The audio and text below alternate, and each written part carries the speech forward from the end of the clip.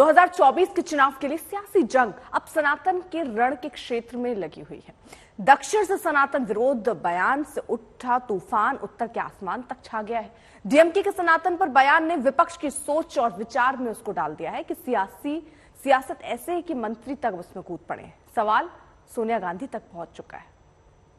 2024 के लोकसभा चुनावों में 163 दिन बाकी रह गए। इस वक्त इंडिया बनाम एनडीए के बीच जो सबसे बड़ा सियासी घमासान छिड़ा है वो सनातन धर्म पर है। सनातन धर्म पर उंगली इंडिया गठबंधन के सहयोगी दल डीएमके की तरफ से उठी एनडीए से लेकर जोर से बरसती है। बात तमिलनाडु के सीएम एमके स्टालिन के बेटे उदयनिधि स्टालिन से शुरू हुई, जब वो सनातन धर्म की तुलना कोरोना वायरस, डेंगू, मलेरिया, बुखार से करते हैं। कहते हैं सनातन धर्म को मिटाना चाहते हैं। ये सियासत में एक तूफान की तरह उठता है और रोज रफ्तार तेज पकड़ता जा रहा है। सनातन धर्म पर जिस तरह से संग्राम छिड़ा, सवाल है क्या 2024 का रास्ता इसी से निकलेगा? इस सवाल की जड़ से ऐसे ऐसे बयान निकल रहे हैं जो किसी चुनावी जंग से कम नहीं। बीजेपी कांग्रेस पार्टी को ललकारती है। आखिर जिसका हाथ पकड़कर गठबंधन की फोटो खिंचवाते हैं, सनातन पर उसके अपमानजनक बयान पर चुप्पी क्यों साधते हैं? बीजेपी कहती है कि इंडिया गठबंधन का जन्म ही सनातन के खिलाफ साजिश है, लेकिन कांग्रेस के नेता और लोकसभा में विपक्ष के नेता अधीर रंजन चौधरी ने सनातन धर्म पर बीजेपी के गर्म रुख को उत्तर और दक्षिण में भारत को बांटने वाला बता दिया। हिंदुस्तान में सनातन प्रेमी, हिंदू आस्था के सम्मान करने वाले आज बड़ी संख्या बुलंदी से खड़े हैं। कुछ आप जवाब देंगे कि खामोश रहेंगे? जितना आप खामोश रहेंगे उतना ही देश को स्पष्ट होगा कि सनातन का विरोध आपके गठबंधन के एजेंडा का एक कॉमन मिनिमम प्रोग्राम है, सीएमपी।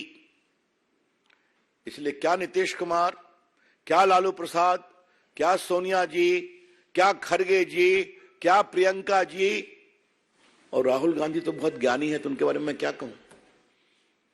ये सब खामोश हैं। एक की हिम्मत नहीं है कि खुलकर बोले। बौखलाए जाते हैं बीजेपी पार्टी इंडिया गठबंधन के नाम सुनते हुए। इसलिए शुरू के दिन से कभी कहते कि इंडियन मुजाहिदीन, कभी कहते कि ईस्ट इंडिया कंपनी, कभी कहते कि घमंडिया की गठबंधन, अभी कहते कि सनातन की विरोध करने पैदा हुए हैं। इस मुद्दे को लेकर दिन रात प्रचार किए जा रहे हैं। लगता है मुझे कि बीजेपी पार्टी की किस हिस्सों में यह दरार पैदा करने की मंशा है। क्योंकि सनातन धर्म पर एमके स्टालिन के बेटे का बयान मुंबई में इंडिया गठबंधन की बैठक के ठीक बाद आया, लिहाजा एनडीए वाले इसे सहयोग में विपक्ष का प्रयोग बताते हैं। पहले उदयनिधि ने सनातन धर्म को डेंगू और मलेरिया बताया, फिर डीएमके के दूसरे नेता ए राजा ने सनातन धर्म को एचआईवी बताया। अब डीएमके सरकार में मंत्री पोनमुडी कहते हैं कि इंडिया गठबंधन में 26 पार्टियां सनातन धर्म के खिलाफ एकजुट हैं। इंडिया என்பது ஒரு சனாதன கொள்கைக்கு எதிர்ப்பாக உருவாக்கப்பட்டிருக்கிற கூட்டணிதான் இந்தியா. எங்களுக்குள் கருத்து வேறுபாடுகள் இருக்கலாம், ஆனால் இந்த சனாதனத்தை எதிர்க்க வேண்டும் என்பதிலே யாருக்கும் எந்த வேறுபட்ட கருத்தும் இல்லை.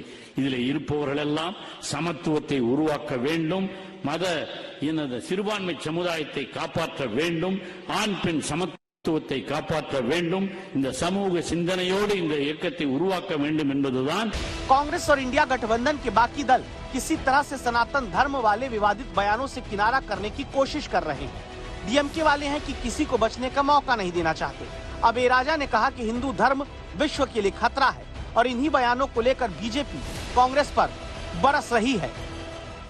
Hindu religion is a biggest menace not only to India, now it is a menace to the entire world. सनातन धर्म पे विपक्ष को अपनी चुप्पी तोड़नी चाहिए। सनातन धर्म का अपमान क्यों? और एक के बाद दूसरा विपक्ष का नेता जिसका चेहरा भ्रष्टाचार से भरा, वो केवल सनातन धर्म के अपमान तक सीमित हो गए हैं। सनातन धर्म को लेकर कांग्रेस और इंडिया गठबंधन के बाकी दल डीएमके के विवादित बयानों के दलदल में फंसते हुए नजर आ रहे हैं, जबकि बीजेपी जोर शोर से सियासत करती है। आज तक ब्यूरो।